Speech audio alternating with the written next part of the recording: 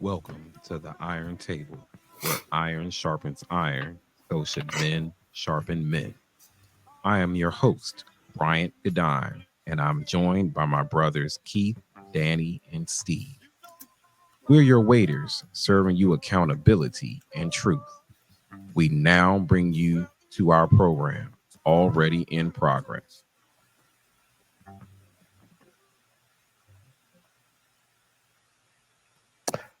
Welcome to the Iron Table, where iron sharpens iron, so should men sharpen men. Sharp, sharp. Again, I am your host, Brian Gadine, and I'm brought to.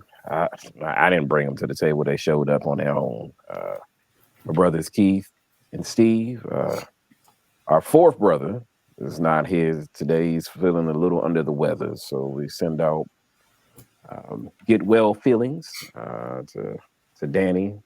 Don't know when he'll hear this, but hopefully by the time he hears it, he'll be feeling a lot better.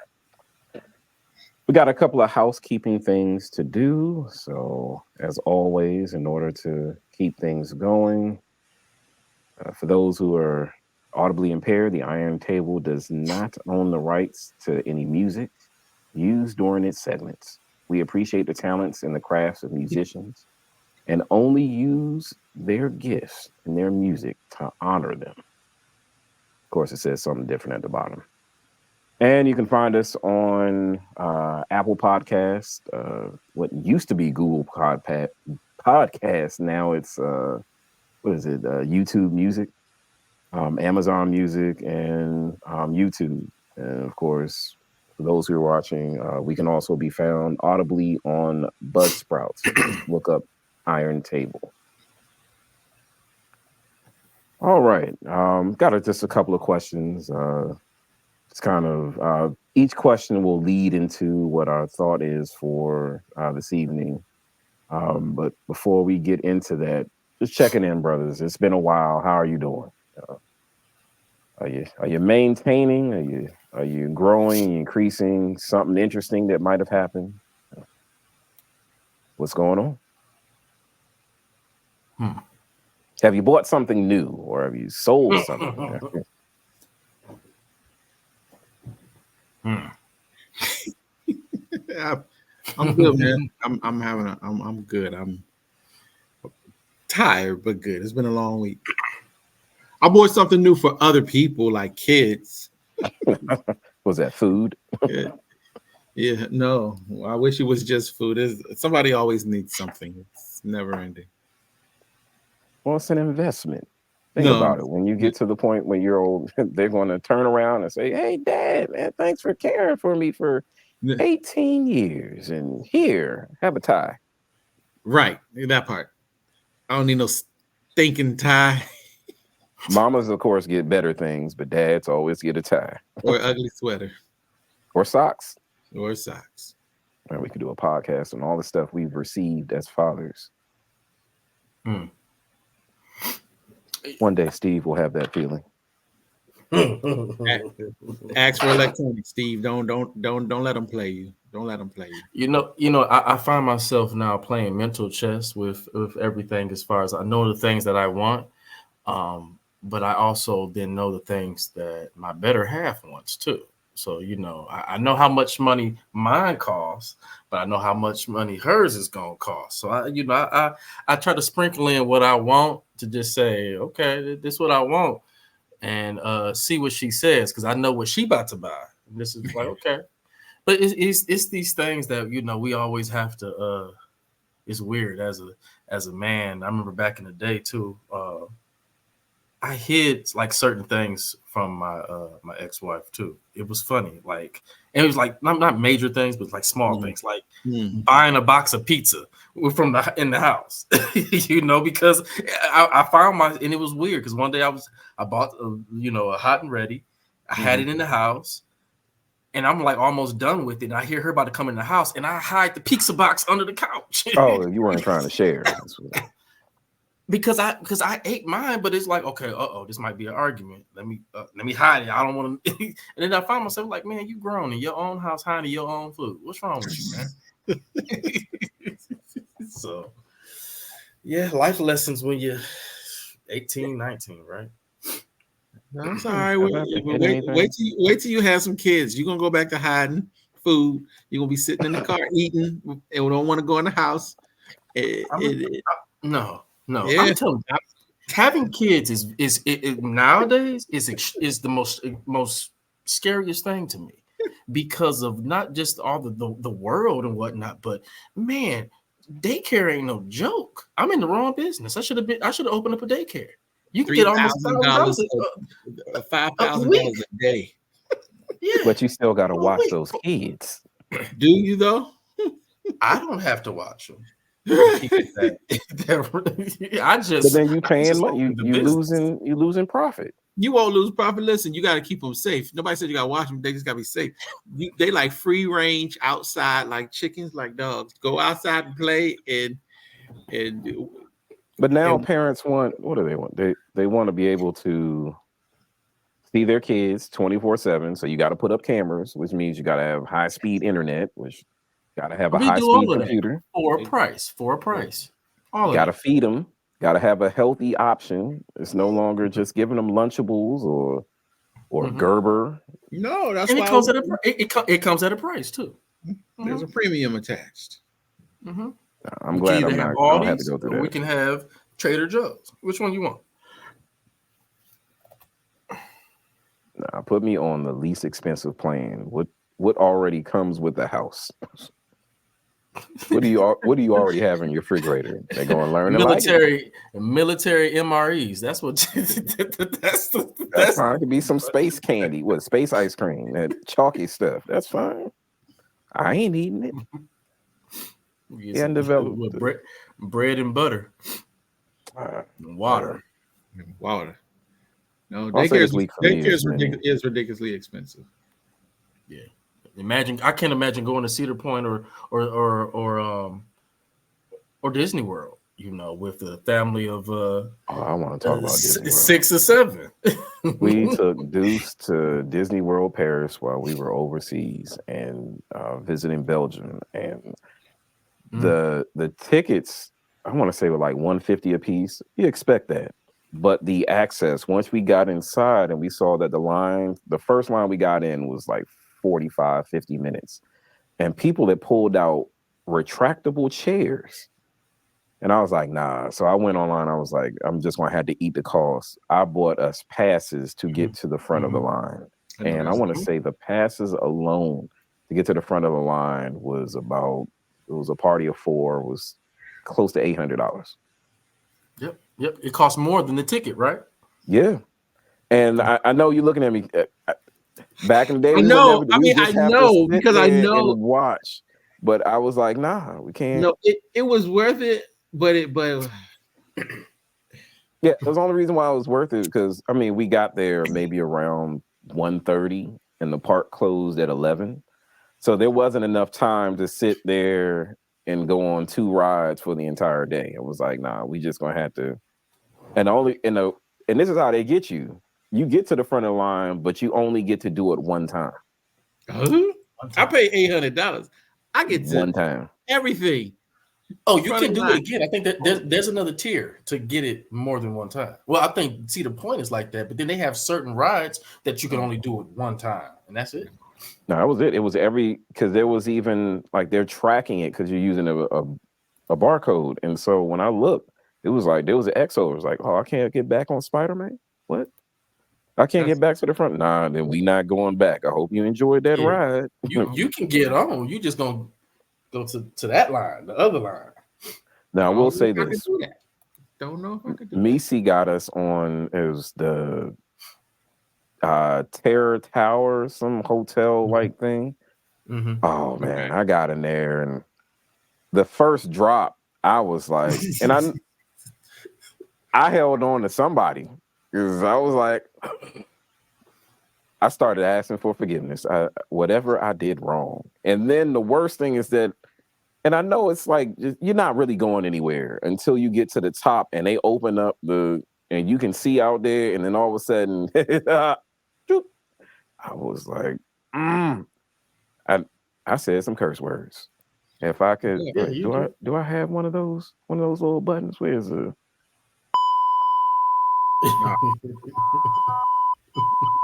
And she just laughing. I was like, never again.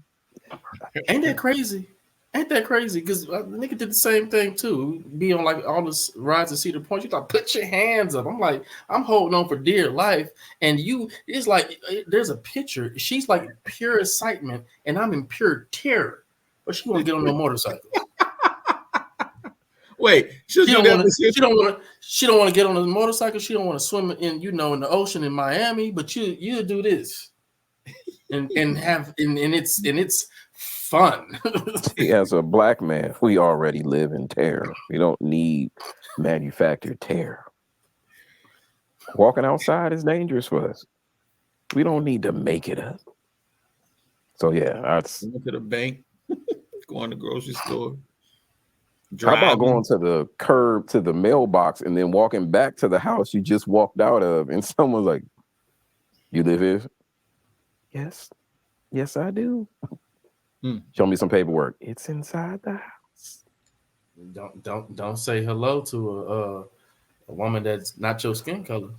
Oh, y'all remember that picture I sent y'all this week where two of them showed up to my door? Was like, "Oh, your windows look new." It's like, they are. Your roof, less than 5 years old. What about the door? That's probably original. No, we just replaced it. Oh, well, you don't need us for anything. I was like, no, you're not giving me today. I got a joke. I got a joke I want to say so bad. I got a joke I want to say so bad. Do I need to do the censor button? Right. You can get it out your way. I'm not gonna say it. You said the scenario was, well, you don't need us for anything. And you just said, well, no, I don't. You're a good. No. I know me and my humor. Oh my Jesus. Nah. Let's just get right into it for somehow we get canceled. I thought Danny was going to cancel us, but no, now it's Steve. Right. All right, so there's only 3 questions seen this tonight. Scenario somewhere before. Yeah, in the movies, and we're not going to talk about it. But this is a question I have. If you could only watch one movie for the rest of your life, what would it be and why? That's a good one. Now I have a tie, but I gotta pick one out of the two. So I'll start off since I knew what these questions were from like 2 weeks ago. 1A is Coming to America. For me, it's like the first one, not the second one, the first one. It is the origin of just hijinks. Eddie Murphy and Arsenio Hall were comedic geniuses. I mean, you had just everything. And you just saw people like now. I mean, Cuba Gooding Jr. was in a chair. What was his name? Kirk Franklin used that scene with the Reverend, in his music video. And so it was just, to me, it was just like the epitome, Black culture. You see kind of it was before there was Zamunda. I mean, before there was, I guess, was it? Wakanda, thank you. Yeah, because there's always going to be Zamunda for me. That's always the first place. So I'm Zamunda all the way. But it was just a good movie. And a lot of iconic Black sitcom comedy individuals were in it. And I think it's one of his best movies. Now, 1B will be Endgame. And I think it's just the amount of action and even how it ended, with everybody who was, somebody's favorite snap away came back, and, it was an epic battle. But I think, with Black Panther coming back, sorry for spoilers, but then when Captain caught that, I felt goosebumps. I was like, oh, it's about to go down. I said, yes, mankind, is going to survive.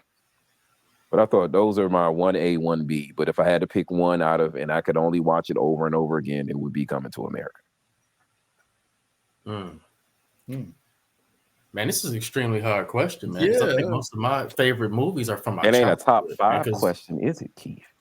No, but I could have given you top 5 over just one. But go ahead, Steve. You said No, I can't. Most of my favorite movies are from my childhood, but it's like I can't pinpoint one. Man, I love Ghostbuster 1 and 2. I love Ninja Turtles 1 and 2. Wow. I love the Wiz. You know, but I don't think I would be able to pick. Jesus Christ, just one. Okay, so this is a true test. If you are watching TV, watching TBS or TNT, and it comes on, and you don't change the channel, what movie would that have been?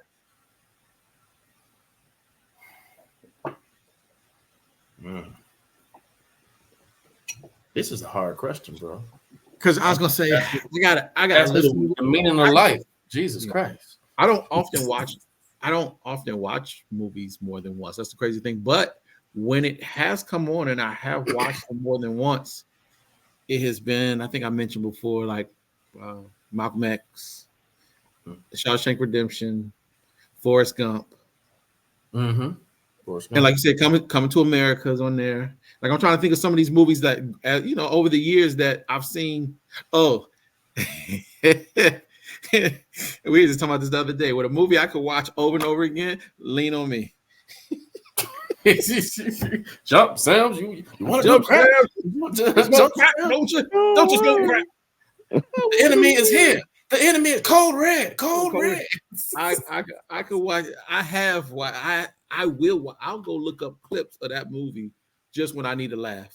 So Morgan Freeman, Mr. Clark. She don't want. What was that boy's name? They're beating up Johnny Rat.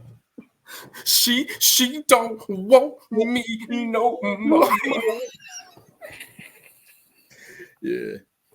That's a good movie. Yeah, I know a lot of lines in that movie. So yeah, Okay, so Lean on Me. That would be your. I'm gonna throw that on there because, but I'm trying to think. Those are the movies that I know I've watched more than once. Like even like you said, Endgame. I've actually went back and watched Endgame again. But I didn't do that with any of the other Marvel movies. Not even No, I did watch Black Panther more than once. But did you feel like you had to watch Black Panther more than once? No, I went back. It came on, like you said, it came on one day, and I just didn't change the channel. And that for me, that says a lot because normally I don't often watch movies more than once. But I did watch Endgame again.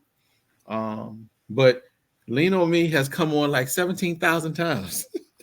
And I probably watched it 15 or all 17,000. I have watched it whenever it came on just to see my parts. My favorite. East Side. We stepped into a Fair East Side. And, we did. We went to a school. We sure did. We sure did. Wow. We felt just like that one scene where he welcome to the junk. That's what we was doing. We just looking around like, yeah. Where is Mr. Clark? Mr. Clark. Oh, I'll never forget that. But you know what? That's a good thing that you said about what would you watch. I think anytime that I do see Ghostbusters 2 come on, I have to watch it. So for me, it had to be Ghostbusters 2. I'll say Ghostbusters 2. Then that's the one with Vigo, right? Amen. I know that movie verbatim. So are you going to watch the latest one? I think it came out today. No, sure haven't. I haven't seen any since. I haven't seen any past Ghostbusters 2. I know I think they're like on the third one now, right? A third new one. There was an all-female cast. Yeah, I saw that. And then a new one, and then this newer one. I haven't seen any. Yeah, I've seen the new one. I haven't seen the one that came out today, but Keith and I were talking about Magical Negroes. Trying to go see that. Did that come out yet? Yeah, the 15th. I think it was like that's out. Okay. I just don't go to the theaters. I just wait till the comforts of my home, where I'm not worried about who's coming through. But you know what's been going on with me with theaters is that, with so much the hustle and bustle of life and, getting our information the way we do, when you sit down in the theater now and you just, everything's dark, everything's cool every night, I fall asleep. I'm just so relaxed, you know what I mean? Because I'm not used to just focusing on one thing. It's just like, Okay, I did that. I think the last movie I tried to see was Super Mario Brothers, the new one that just came out, and me and Nick was knocked out for like half of it. We couldn't help ourselves. It was a good movie, but it was like you're so busy, and when you presented with this and these nice imagined chairs, it's like, did you have a nap today? Last time I was in the theaters I was with you, Keith, and Jamar. What was that? That was Top Gun. Did he spit on you? Top Gun. Did he spit on you? Talking about Endgame. I missed at least 20 minutes of the movie. I said sorry. Undisclosed reason. For the record, this man, this. Hold on here. I'll press the censor button. I thought you were gonna say it. Oh my gosh! I said sorry.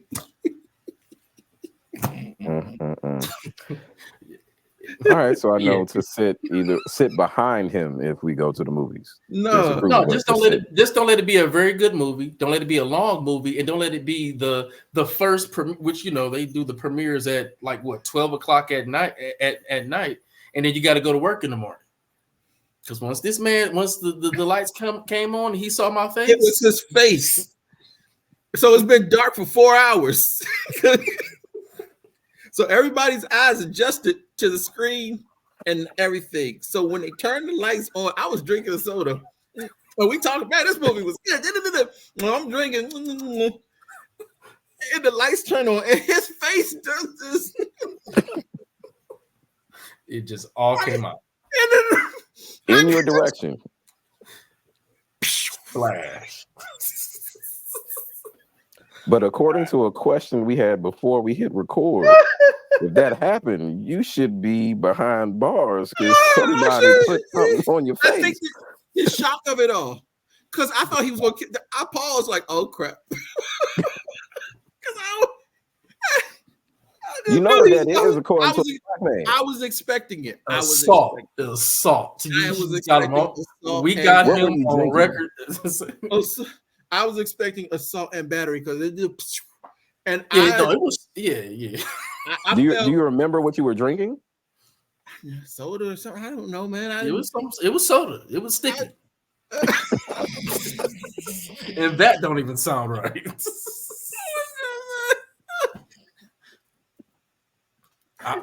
Nevertheless, I woke up in. I was woke in. Man, I'm telling you. I was trying not to. I didn't expect to do, but when I saw his face do whatever it did, and I'm drinking, and because it was like you said, I had my reflex. It was like 4 o'clock in the morning, and you had to drive all the way back. I had to drive an hour back, and then get up and go to work like in an hour. What were y'all watching? Endgame. We went to the premiere of Endgame, and it started like at midnight. Exactly. And with Endgame, you didn't go to sleep on that. You was wide awake. Wide awake. The whole thing. So imagine just all this goodness going on, and then all of a sudden they just turn on the lights. And it ruined it. You ruined the experience. I'm gonna get him back. Ain't nothing he can say about it either. It was not done on purpose. I still feel bad because I feel bad. I do because it was not expected. Okay. I could my reflex, like you said, being that late, my reflex is just slow. So what is an acceptable comeback to that? I don't know. I mean, you said you were sorry, but now what are you going to allow Steve to do to you in order to we're gonna be on a road trip, and it's just gonna have to be casualties of war at this point. Y'all gonna be collateral damage. I'm gonna eat a whole bunch of broccoli. We're gonna be on a road trip. Why broccoli getting talked about? Yeah. And I'm gonna hit the child lock windows. I'm gonna let it rip. Dutch, you thought Dutch oven? Danny already got me. Daddy already done. You don't want to play that game with him in the car. Danny got a whole. He must be a vegan. He got a whole bus. We were on a trip. I'll let him tell you when we come back. He got the whole bus. Jesus. No, that's crazy. That's just me. Lock the windows, broccoli. Lock the windows. You spit in my face. I gotta get you. Well, we gonna drive. I'm But why driving. the rest of us got to die though? Right. Hey, collateral damage, man. Just put me on the side of the Casualties of road war. and come back. I'm driving to a tree. All right, so this is the second one. You know, we trying to get us somewhere. So Kick the windows off the car. So if you could go back in time and ask one famous person a question, who would it be and what would you ask?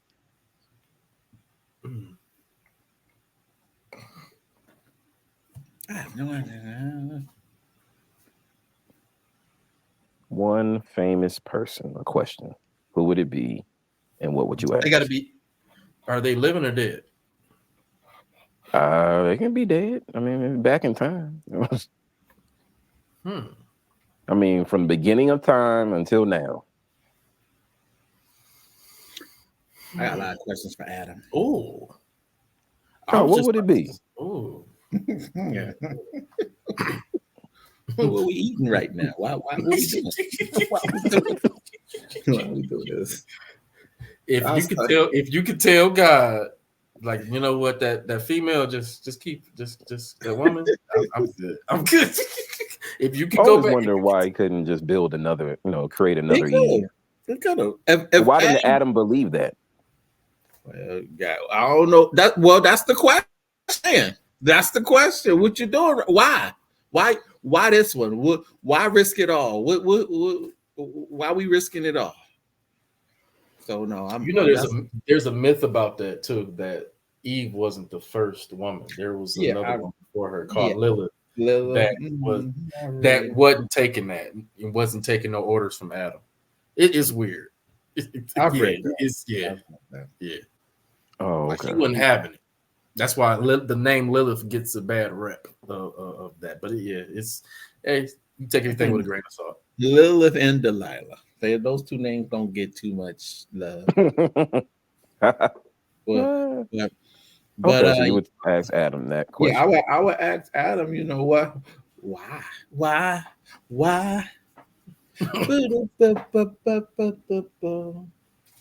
Okay. Why she do me that way? That's a good one. I didn't go that far back. I wasn't thinking about that either. But that's. Let me get him right before he eat him. I'm gonna hey, let me talk to you. Let me holler at you, brother. Slap it out his hand. Yeah, put that down. You don't want put that down. Let me talk to you. You messed it up for all of us. No, I'm gonna stop the mess up. I'm gonna stop it because we're gonna talk about it. I got a question for you, brother. Let me talk to you. Let me holler at you. What would life be like if you don't eat that? Oh, I got a good one. What's that? Forgot who it was in Revelations, and it was talking about the trumpets that were firing off, and it was one of the trumpets. They said, "Seal this one away and don't tell anybody about it."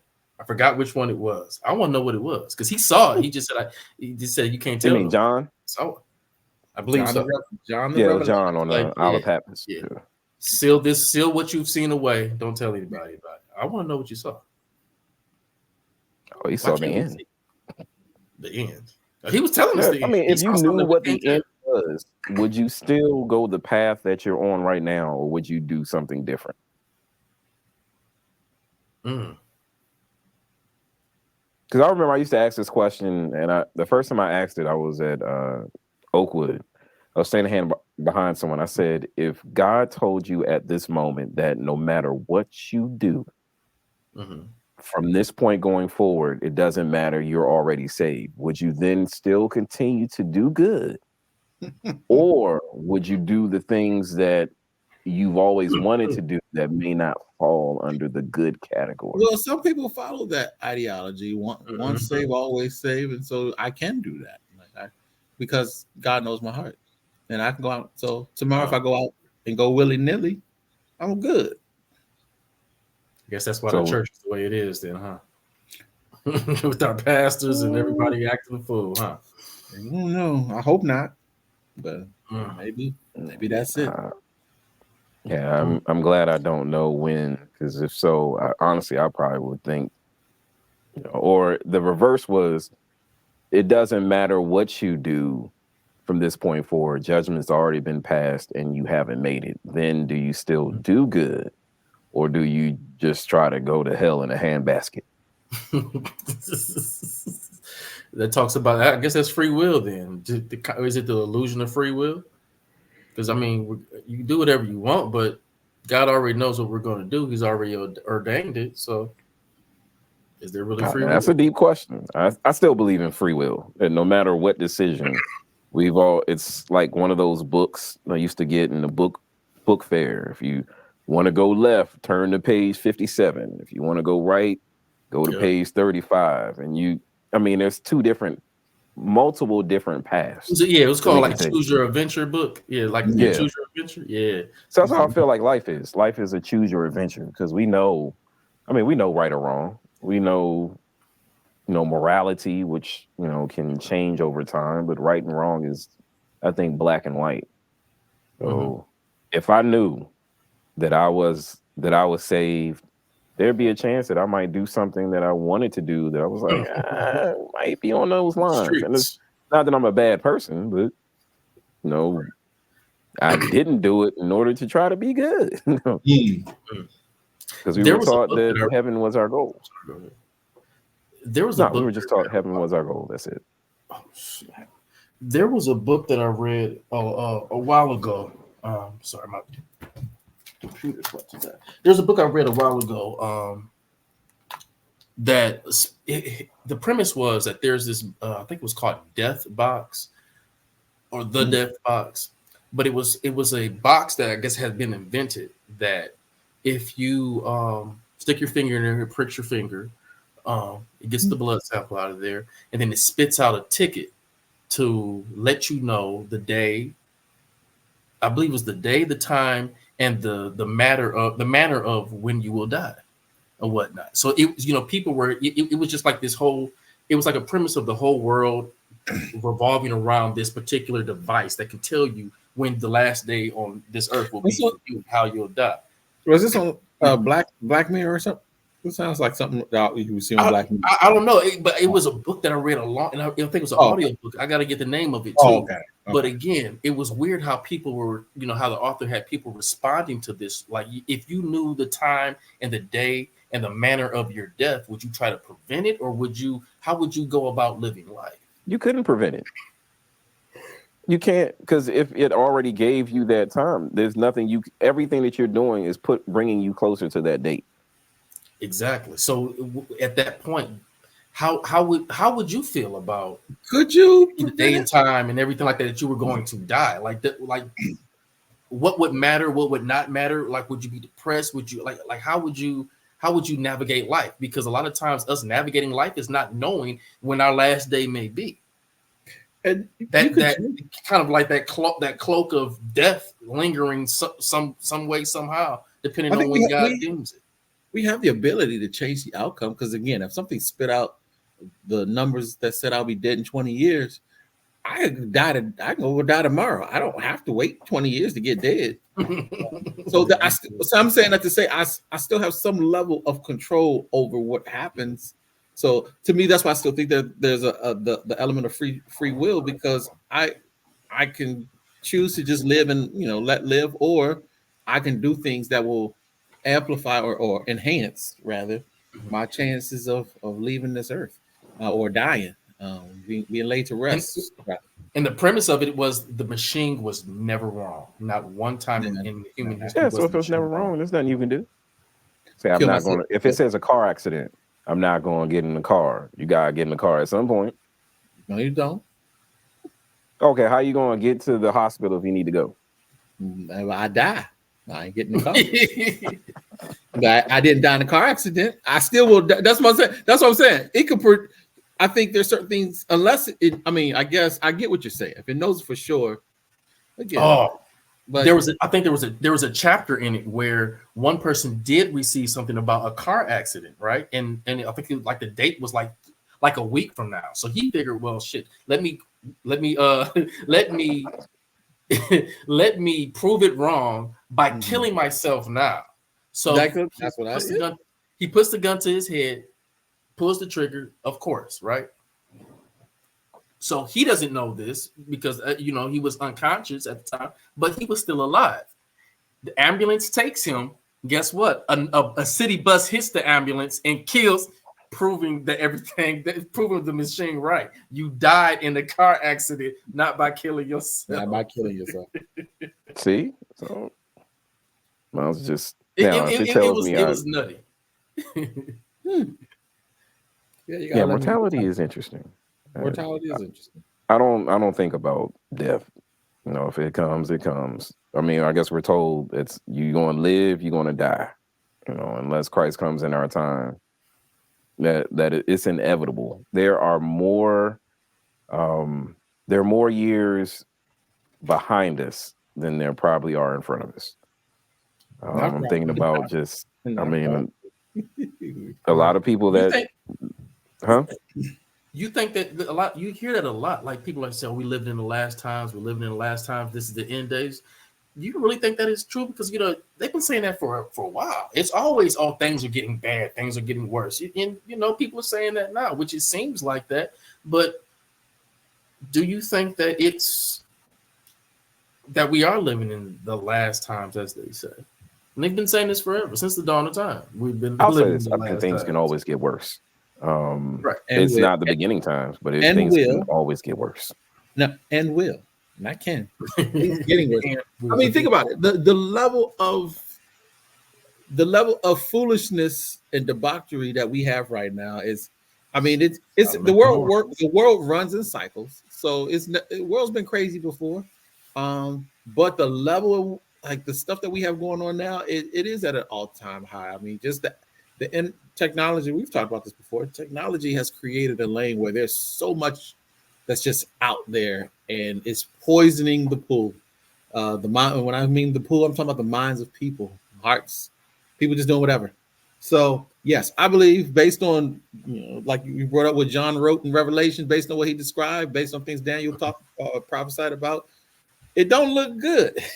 Well, I mean, if you are hoping that time will last forever, it's now when will time end? Don't know. Can't tell you that. Yes, in another 20 years, time will be. Things will have come to an end. But do I think that there is time left to be out there doing stupid stuff and you got time to get it together? No, because we don't know when we don't know when we're going to die. We don't know when life will be cut short. So. Well, God leveled Sodom and Gomorrah for and them people was wanting to have sex with angels. So when I start hearing people talking about they want to do X, Y, and Z to some angels if they come down on earth, then we know we about to be leveled.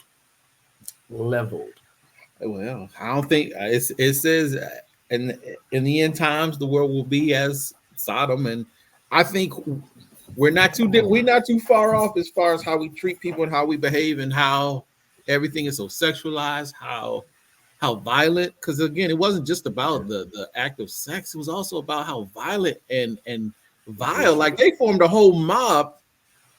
You was caught up with some angel booty. Well, how do you I've remember heard this? stories. It's not just about ain't just about the sexual stuff, but how they were treating the poor and how they were treating like widows and stuff and children. They were terrible place. It's just a terrible place. It was just terrible place, terrible people. And you can't tell me that right now, some of those places just in our world alone right now. I mean, even step outside our world. I mean, look at all the stuff going on in Haiti right now. These are terrible places where genocide is happening on a regular. These are terrible places. So this isn't new. Like Steve said, none of this is new. Genocide is not new. This has been happening since publicized now. But we now can see it. We now can see it. So, but I think it's now worldwide and it's so rampant that I can't help but to believe that I hope the world isn't gonna if it's going to remain. I hope it something needs to happen where it doesn't continue to turn like it's turning. But you know what? When I was reading, I'm thinking about something. I was reading something this week about the true representation of true meaning of what really Lot's wife really meant in that story, and about her turning back, not really just disobeying God, but not willing to leave the old ways behind to save your life. Right. You know, so because you're continuing to look back on certain things that are not pleasing to God and not willing to give those things up, it consumes you and costs you your life. So it wasn't really about that you were just disobedient to God, but that you just couldn't give certain things up for the sake of your own life. You know, so I found that kind of profound that there's a lot of things in the Bible that you know, people really don't touch on or look, you even read kind of deep into and see things for what they are. It's not to say that she was a bad person, but it, you know, sometimes people, like, you know, we see this all the time. Sometimes people are sometimes may be created for a lesson to other people. You know, a lot of times we see people out, you know, doing certain things. It's like, oh no, I ain't doing that. I can't do that. You know, it's no way. I see certain things that people are doing to themselves and to other people, and it's like, you know what? That's a lesson. The lesson that they had to endure. That's you know, that speaks to me. Just like, I can't do that because there's a potential for me to do that, to be in that same predicament. So no, I can't. You know, that makes sense. All right, so these questions have led to this last one. I'm gonna post it here. It says, legacy. As a Black man, does it mean much? If so, what type of legacy is worth leaving? And what type of legacy isn't? Now, I had this question in my mind a couple of weeks ago because I attended a funeral. My realtor, Ma Anna, I mean, she was interesting story. When I met her, you know, we were looking for a house. She was our first and only realtor. She would pray. She would sit there. We'd sit at the table and pray. And she was like, Brian, you know, I feel like you will be a pastor. And I was like, that ain't me. No, I'm federal government all the way. But what's interesting is last weekend, Deuce gave a sermon for Children's Church. And he's my namesake. So, and she met him before she passed away. But her husband's funeral, she passed away, I think, like 6 months after he was born. So that was over 7 years ago. And her husband passed, I want to say the end of, like near the end of February. And he was a good guy, very quiet, Mr. Hicks. Remember meeting him at their house and became really good friends with their family. If I never had, my grandparents were, most of them had deceased before I was born. And I kind of felt like they adopted me as grandparents. So it was his funeral, and I sat there. I got there early, met with his daughters, and you know, what I learned was that this man, while quiet, left a legacy. And I was like, you know, one of the things that happens that, you know, in funerals, we won't hear what other people are saying about us. But before we go, there's an idea of a legacy that we're leaving. So as Black men, you know, we are supposed to be the leaders of the home, the foundation for which a house is built and family. You know, but going through all of the things that we've been through, you know, we've been beaten, we've been bruised, slavery, you know, all this negativity. You know, does legacy really even mean anything when, you know, we're born kind of behind the 8 ball? We've got to have that, you know, the talk about law enforcement, about what we can and can't do, you know, our inner cultural relationships, certain things we can't get into. You know, there's just so much we can't. You know, does that even allow us to build? Does legacy even matter? Or is it just, you know, hey, I'm just here? And then, like, what if it is, then what is the legacy that's worth leaving? You know, what do we want to, you know, is it, you know, just focusing on generational wealth? Is it, you know, making sure the name is spotless? You know, or what type of legacy isn't worth leaving? That, you know, brothers are out there, you know, just saying, oh, I need to make this money, this paper, but that does nothing. Like, what, from your viewpoint or your standpoint, your lens, you've talked to a lot of different men, both inside and outside. of some institutions, it's y'all different circle. You know, does legacy really mean something to Black men? And if so, like, what do we do with it? That's funny that you said something about the when we die, we don't really get a chance to hear the great things that people are saying about us, or the bad things, matter of fact. But there's a trend now of people doing eulogies on people that are still here. You know, it's weird. Nobody goes and sits at a casket, but you know, people are there and they're just kind of like going through what they would go through if, hey, you did pass on, and I'm letting you know, I'm giving you your flowers before you pass on, and let you know how important that you are. But the word legacy is has been starting to take on a different meaning for me over the years, especially, you know, when you get, you know, some family members that, hey, when you gonna have kids and this, that, and the third, leave a legacy, these things and the third. And I'm, you know, starting to look at legacy a little bit different, you know, not only just as a Black man, but just as a human being. And me not only just thinking about leaving a legacy for, you know, my DNA to live on and, you know, the namesake to live on, but kind of almost I want to leave a spiritual legacy to people that I'm helping, you know, especially even my profession, being able to help people in their lives in certain aspects to where they just say, hey, you know what, maybe there was a certain time in my life when I was, you know, going through a depression, going through a divorce, you know, working out my marriage, making things work, you know, going through hard times or whatnot. You know, there were people that helped me along the way. I had family members, I had friends, but oh, you know what? I remember Mr. Stuckey. You know, he definitely went above and beyond. So that's where, at a certain point in time, that's why I definitely like the level of my career that I'm at now, because now it's a point to where I can leave a legacy, not only for those who share my DNA, but those who are in this world.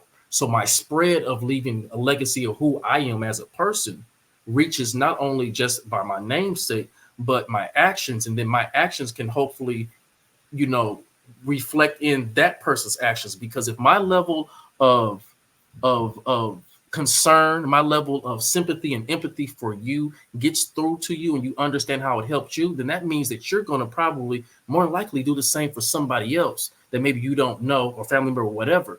So the behavior, I want to be a legacy more than my namesake, because at the end of the day, I don't answer to God for my name. I answer to God for my behavior. So like I said, my legacy has been taking on a different meaning at this point in time in my life. All right, Apostle Steve. Okay. Hey, what a spiritual.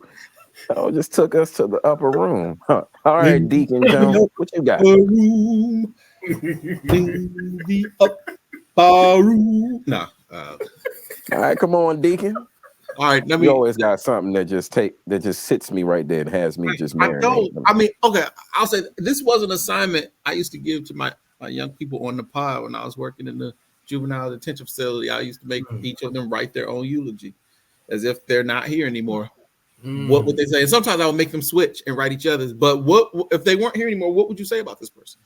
But it's more so about what can people say if people only know you for robbing, stealing, killing, etc. So I had a whole purpose of writing the eulogy because I wanted them to understand that they do, one way or another, you leave behind a legacy, whether good or bad.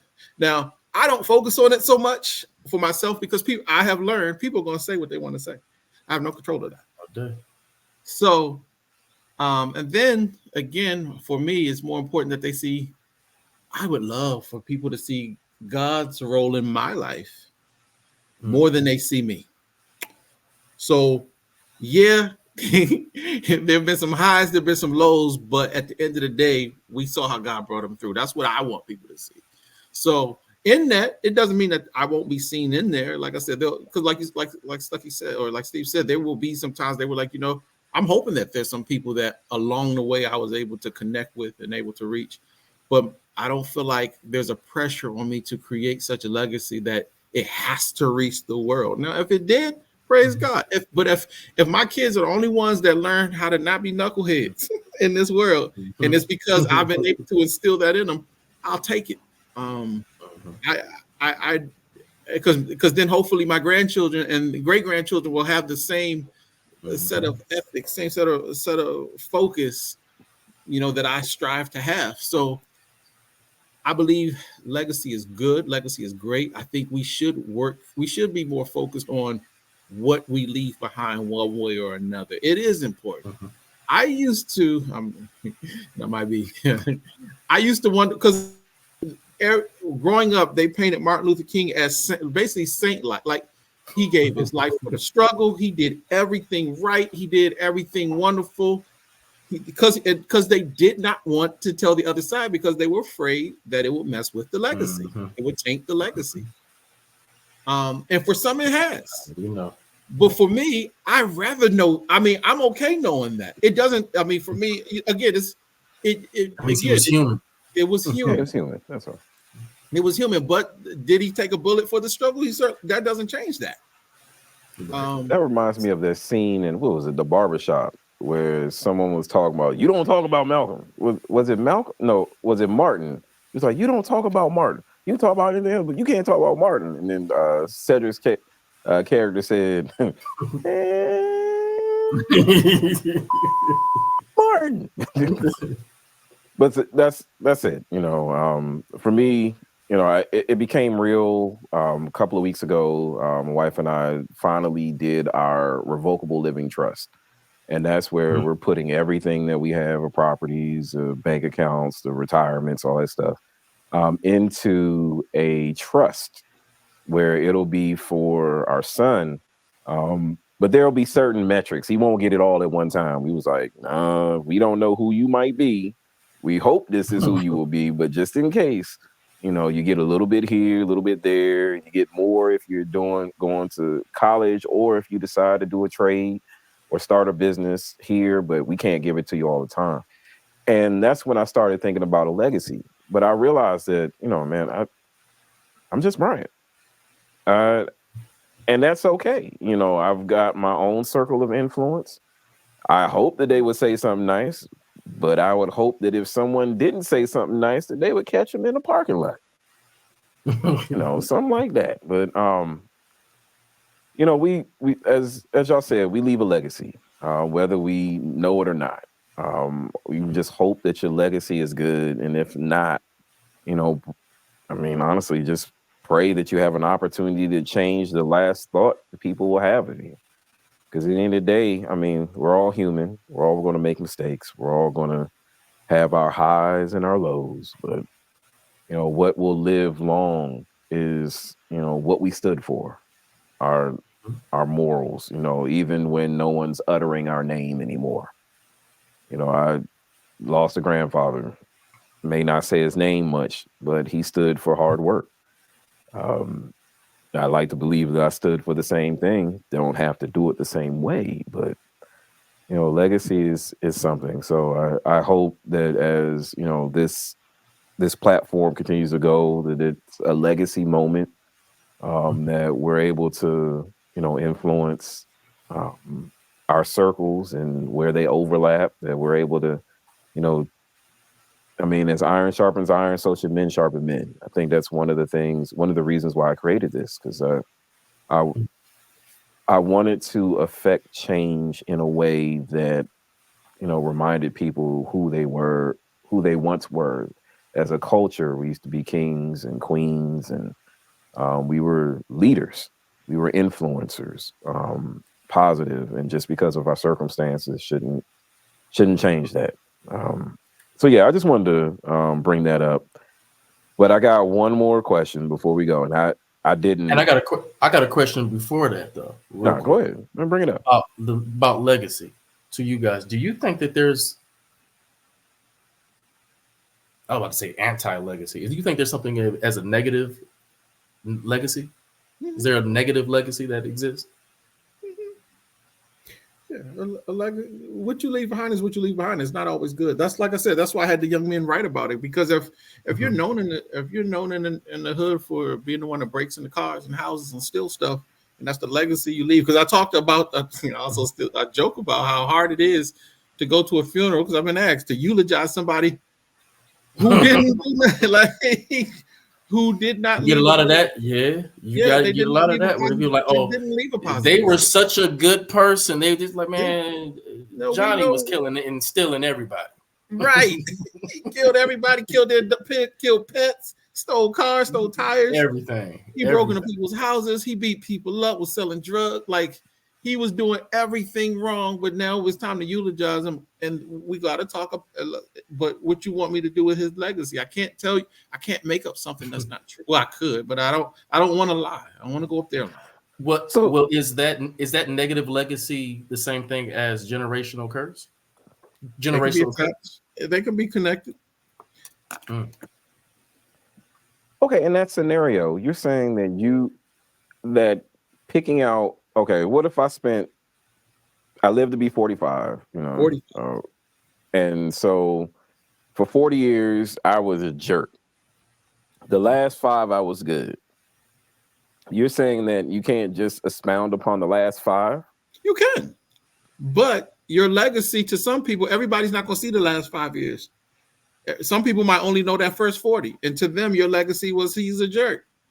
And so, write down to make sure that only those who knew me the last 5 years of my life. There's people in high school you haven't seen since high school. They know you as a high school student. They remember you back then. They don't know what you've done in the last 25 years. They know what they knew about you then, or how they felt about you then. They don't know the changes and the growth you've made. So everybody's not going to know. They're not supposed to know. It really doesn't matter. You're supposed to do you. So if that last 5 years you get it right. So that speaks into a deeper question about God's forgiveness for somebody, right? Let's just say you've led a crime of a life of just crime and sin, and on your deathbed, you gave yourself to Jesus. Well, think about the thieves on the cross. Exactly. So, my thing is, at that point in time, are we mad that, hey, you know what? I did what I was supposed to do my entire life. How he getting to heaven? Because I've sometimes painted this scenario for people. I said, what happens if you get into heaven? And you see that person. I'm not gonna say who, but I'm gonna say a historical world figure that has caused mayhem in the world. Maybe started a world war. We don't know. What happens if you get to heaven and he is sitting right there? And Jesus says in his final hour, he came to Jesus. Now there's certain things that the Bible says about human beings, is that there's things that we can't even possibly fathom as human beings, or know certain things, or know all the true ways of God, and this, that, the third. But you would kind of be sitting there kind of thinking, like, how is this fair? All the death and destruction that maybe this person has caused, and they made it into heaven? How? But I made it. I'm good. Do you understand? If I make it, I'm good. Yeah, I'm like, all right, let me pass. But here on earth right now, it would be so many people that follow that book, that knows about the salvation of God, and even in that final hour. But if you were to say certain things like that, they would be like, "Oh no, that's wrong." You would be so. I've asked this question to countless certain people, and I've almost been beheaded. No, of course, you want to believe that someone has gotten so egregious with evil that there is no hope of redemption.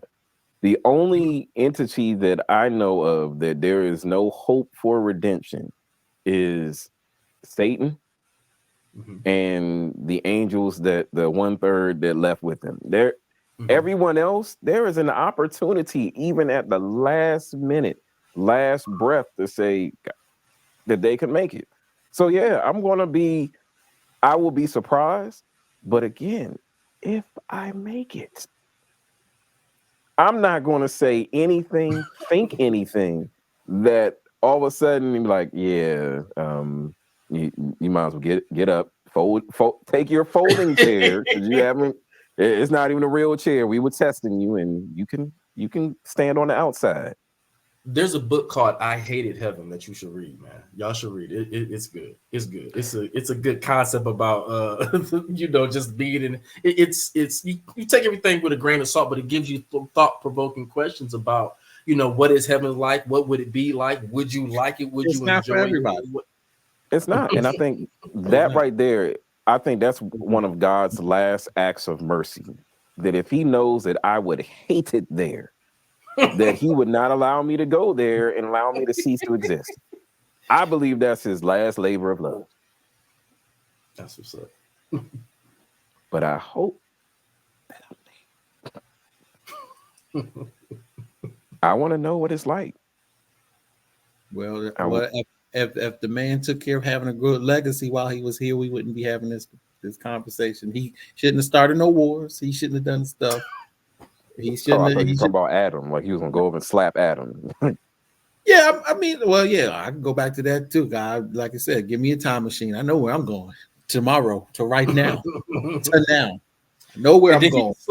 He slapped that apple out of Adam's hand, and then he just ceased to exist. Like off of Back to the Future, you do one thing, and then you. What was that I start fading. Looper. Yeah, Looper had a scene like that where then he was like, only way to stop it is if he shot himself, and then it just, you have to see it. Yeah. So okay, all right. Well, this was a good discussion, but to kind of end it, I got to go back to a question that we had before I hit record. All right, if I do something where my option is going to jail. Oh my gosh. Please tell me how I can protect myself in jail. What is the quickest way? I understand. Don't go. What is the quickest way to get to solitary? That's easy. Don't go. I don't want to go.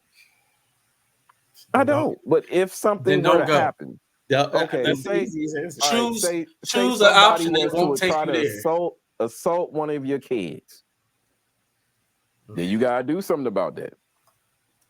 That's true. You don't go to prison, and if you go, just don't go. I would go federal anyway. Federal would be because jail. People don't understand. There's levels to this thing. They're all not the same. Everybody just think jail, or prison. They're not the same. And state versus federal, not the same. So it's best to go federal. So you're gonna do all your time, but it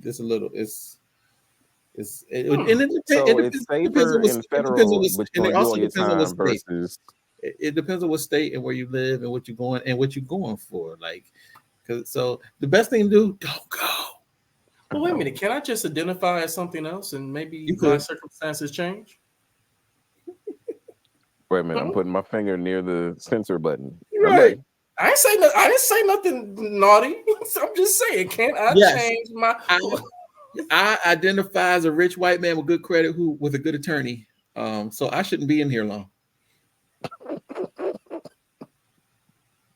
I have a wonderful. What do you have to say, Steve? What do you have to say? You want to get canceled? You can close this out. You want the censors to come for us? Go for it.